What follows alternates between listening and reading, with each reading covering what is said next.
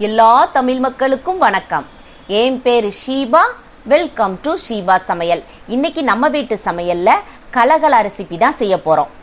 இந்த கலகலா ரெசிபியை நிறைய மெத்தட்ல நிறைய பேர் செஞ்சு பார்த்துருப்பீங்க. இன்னைக்கு ஒரு ஸ்பெஷல் வீடியோ. இந்த கலகலாவை என்னோட மாமா தான் செஞ்சு காட்ட போறாங்க. இந்த கலகலா ரெசிபி எப்படி எந்த மெத்தட்ல செய்யணுமோ அந்த மெத்தட்ல தான் நான் வீடியோல எடுத்திருக்கிறேன். நீங்க இதுவரைக்கும் கலகலா ரொம்ப கஷ்டமான ஒரு ரெசிபின்னு நினைச்சிருந்தீங்க அப்படின்னா இந்த வீடியோல சொல்லப்பட்டபடி அப்படியே செஞ்சு பாருங்க.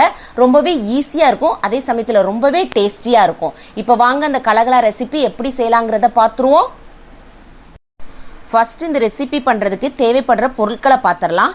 1 கிலோ அளவுக்கு நான் மைதா மாவு எடுத்துருக்கிறேன். இந்த ரெசிபியை நம்ம மைதா மாவில் தான் கண்டிப்பாக செய்யணும். அப்போ தான் அதனுடைய டேஸ்ட் நம்மளுக்கு பெர்ஃபெக்டாக கிடைக்கும். 4 கப் அளவுக்கு மைதா மாவுனா 1 கப் அளவுக்கு சர்க்கரை சேர்த்துக்கோங்க. சர்க்கரையை கூட்டி குறைச்சோட நீங்கள் சேர்த்துக்கிடலாம். 1/2 கிலோ மைதா மாவுக்கு 2 முட்டை சேர்த்திங்கன்னா கரெக்டாக இருக்கும். அடுத்ததாக கொஞ்சோண்டு சோடாப்பு சேர்த்துக்கோங்க. இதை எண்ணெயில் போட்டு எடுக்கிறதுக்காக தேவையான அளவுக்கு எண்ணெய் வச்சுக்கோங்க. இப்போ இந்த மைதா மாவை ஒரு அகலமான பாத்திரத்தில் இது மாதிரி வச்சு சென்டரில் லைட்டாக இது மாதிரி குழி பொரிச்சுக்கோங்க. அதில் நம்ம உடச்சி வச்சிருக்கிற முட்டையை சேர்த்துக்கிடலாம். இது கூட நம்ம சர்க்கரை சேர்த்துக்கலாம். நான் சர்க்கரை நீங்கள் பொடி பண்ணிலாம் சேர்க்கணுங்கிறதே கிடையாது, அப்படியே நீங்கள் சேர்த்துக்கோங்க. அடுத்ததாக ஒரு 1/4 கப் அளவுக்கு எண்ணெய் சேர்த்துக்கோங்க. 1/4 கப்புனா ஒரு 5 டேபிள் ஸ்பூன் அளவுக்கு சேர்த்துக்கிட்டிங்கன்னா போதும். இது எதுக்காக எண்ணெய் சேர்க்குறோன்னா அந்த கலகலா எண்ணெய் குடிக்காமல் இருக்கும், அதுக்காக தான். அடுத்ததாக கொஞ்சோண்டு சோடாப்பு சேர்த்துக்கோங்க. சேர்த்துட்டு இது எல்லாத்தையும் நல்லா ஒன்று போல் கலந்து எடுத்துக்கோங்க. இந்த கலகலா ரெசிபி பண்ணுறதுக்கு நம்மளுக்கு நிறைய பாத்திரம் வேணும் அப்படிங்கிறதுலாம் கிடையாது. நீங்கள் மிக்ஸி ஜாரில் போட்டு சர்க்கரையை பொடி பண்ணணும், முட்டையை நல்லா அடிச்சுட்டு சேர்க்கணும். இதை மாதிரியே நீங்கள் சேர்த்துட்டீங்க அப்படின்னாலே போதும். ஆனால் நல்லா இதை மாதிரி கலந்து எடுக்கணும். ஒன்று போல் நல்லா அடித்து எடுத்துக்கோங்க. அதுக்கப்புறமா 1 டம்ளர் அளவுக்கு தண்ணி தேவைப்படும். நீங்க கொஞ்சமா செய்றீங்கன்னா ஒரு 1/2 டம்ளர் அளவுக்கு தண்ணியே போதும். நிறைய தண்ணிலாம் நம்மளுக்கு தேவைப்படாது. அதாவது நம்ம இந்த சப்பாத்தி மாவு பூரி மாவுக்குலாம் பிசைகிற மாதிரி ரொம்ப அப்படி சாஃப்டா பிசையணுங்கிறது கிடையாது.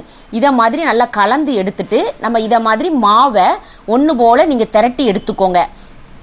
அதாவது கொஞ்சம் ஹார்டாக இருந்த மாதிரி தான் இருக்கும் அந்த மாவு. அப்போ தான் நம்மளுக்கு நல்லா பொறுன்னு வரும். நீங்கள் தண்ணி ஊற்றி இதை பிசையணும் அப்படிங்கிறதுலாம் கிடையாது. அந்த சர்க்கரை கொஞ்சம் கொஞ்சமாக அப்படியே இலக்கம் காண்பிக்க ஆரம்பிக்கும்.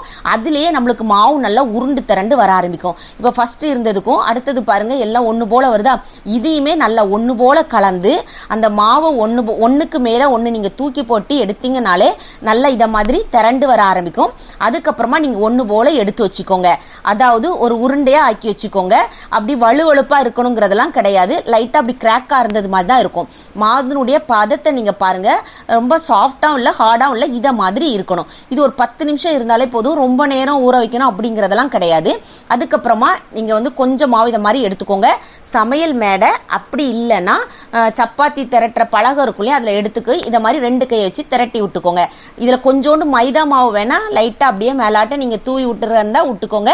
அப்போ நம்மளுக்கு அப்படியே திரட்டி எடுக்கிறதுக்கு ரொம்ப சுலபமாக இருக்கும். அதாவது ஒட்டலாம் செய்யாது.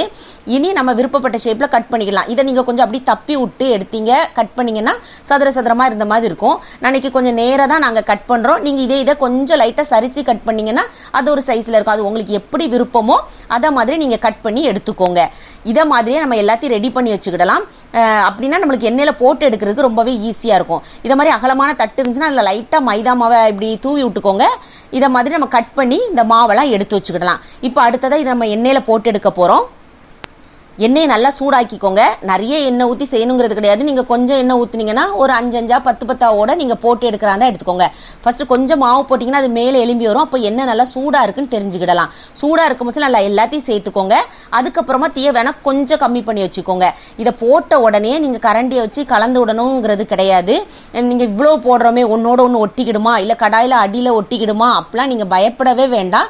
நம்ம கரெக்டான அளவில் தண்ணிலாம் இதை மாதிரி சேர்த்து பிசைஞ்சு வச்சுருந்தோம் அப்படின்னா எதுவுமே நம்மளுக்கு ஆகாது. அது மாதிரி உடஞ்சி அப்படி பிஞ்சு போயிருமான்லாம் கிடையாது. லைட்டாக அப்படி கிராக் இருக்கிறதுனால இதை வெடி கேக்குன்னு ஒரு சில இடத்துல சொல்லுவாங்க. இப்போ பாருங்கள் நல்லா இதை மாதிரி கரண்டி வச்சு கலந்து விட்டுக்கோங்க. நல்லா ஒன்று போல் அப்படியே எந்த அளவுக்கு வருது பாருங்க. அந்த எண்ணெயினுடைய சலசலப்பு உங்களுக்கு தெரியும்.